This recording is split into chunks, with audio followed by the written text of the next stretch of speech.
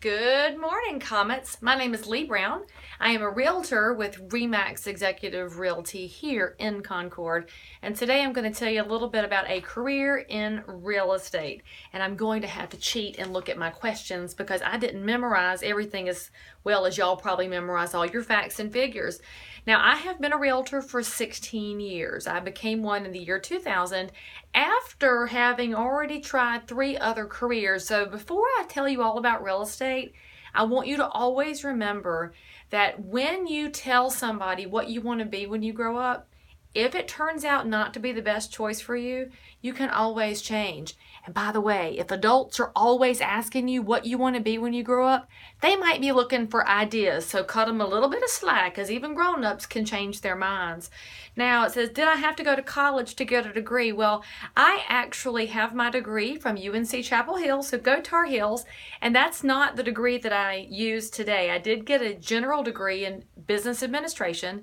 I needed one for my former careers. I didn't need one for real estate. In real estate, you need a license from the state in order to help people buy and sell property. So you have to go to a special class, which is sometimes held on weekends, sometimes during the week, because a lot of folks who enter real estate do like I did, and they come from other professions.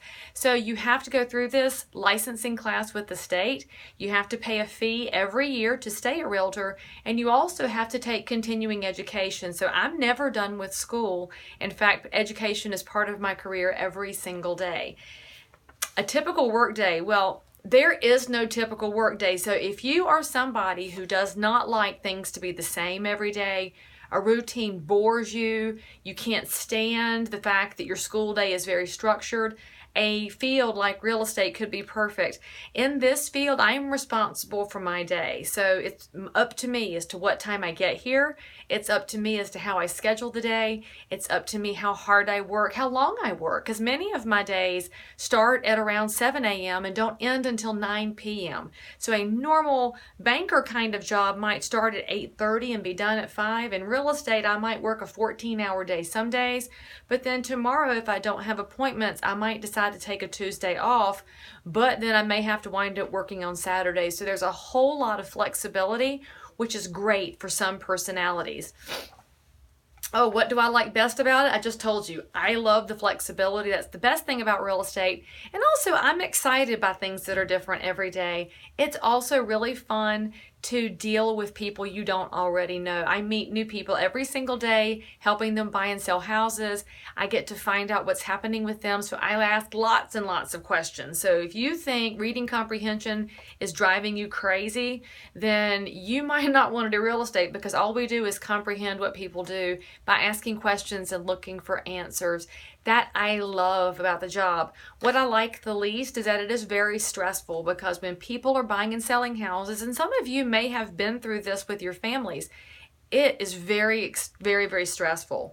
And they'll scream at you, and they'll cuss at you even, and they don't really have anybody else to fuss at, because it's very scary dealing with houses when you're trying to move your family from one place to another, or maybe you're trying to get your grandparents to change houses.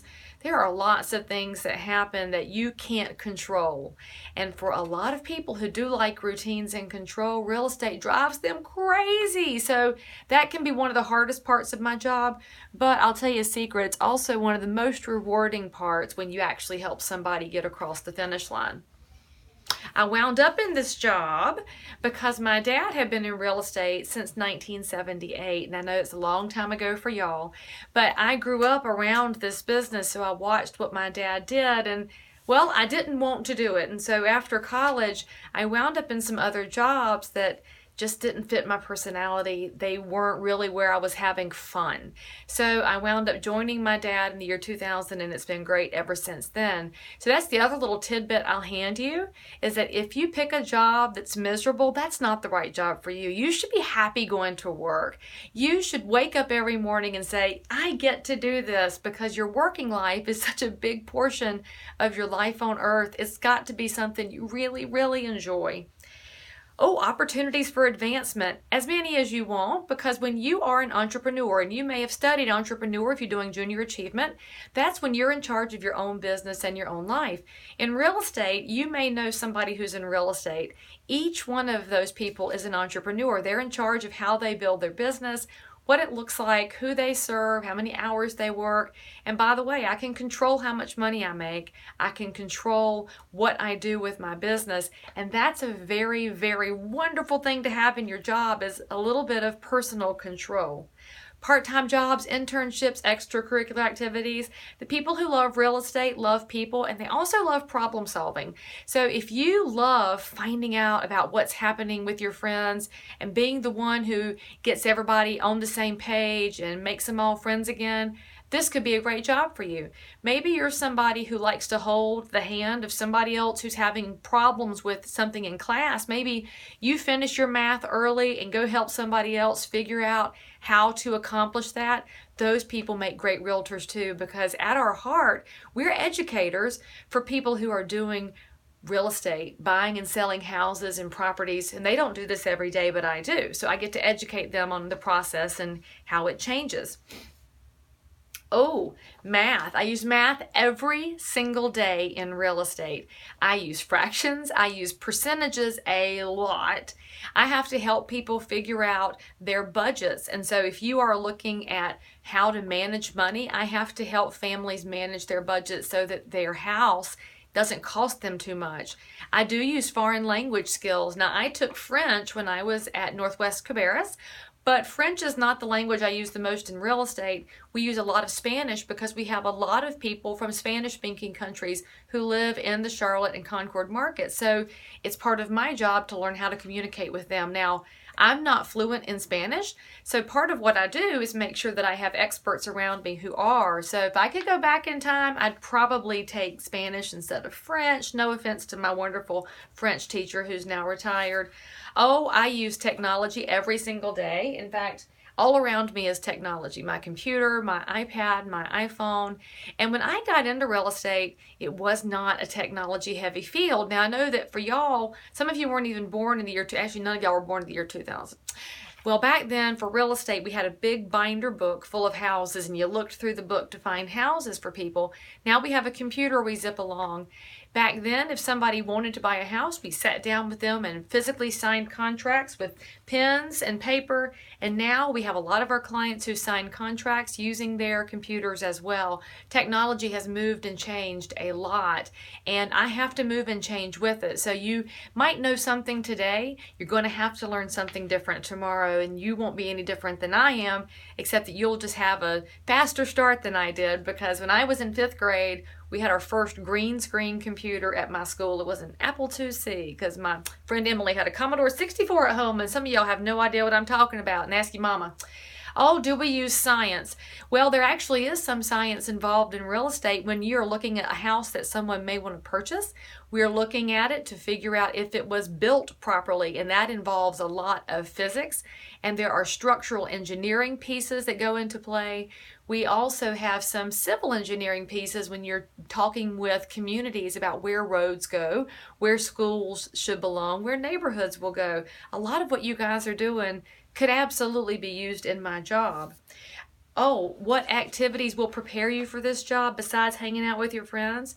You can get a job with a realtor in the summer once you turn 15 or 16 and get your work permit. I love hiring students from local high schools and colleges to do work for me over the summer so they can find out how this job works and if it's something they'd like to pursue. In fact, a lot of the kids that I've grown up around have gotten their real estate license when they turn 18, because you do have to be 18 to get your license in North Carolina, just in case they want to use it someday. And even if they never become a realtor, they may find out that they are better educated for buying and selling their own houses one day, and that's never a bad thing. The last thing I would tell you is that I know a lot of y'all have been studying politics because we're in a presidential election year. And it might sound strange, but part of my job as a realtor is to be involved with politics because there are many issues that affect homeowners and property owners that are being discussed in our state capital in Raleigh and are discussed in our nation's capital in Washington, D.C. So as a realtor, a large piece of my job is actually not just helping a house get sold in a neighborhood, let's just say the Christenberry neighborhood next to your school. I might sell a house there, but it's more important to me that I make sure that everybody who lives in this area has the same opportunity to buy and sell real estate, no matter how much money they have, no matter where they came from, where they started from, as long as they are being educated on how to get there. It's part of the American dream to help people own homes. So I urge you to pay attention during this election campaign. Talk to your parents about who they like. Tell them why you like who you like. And know that when you turn 18, I'm counting on y'all to vote and to be a part of this community in a really big way. So congratulations on all the work that you're doing. Cox Mill is one of the bright shining stars in our area. And I hope that you Comets will continue to fly strong.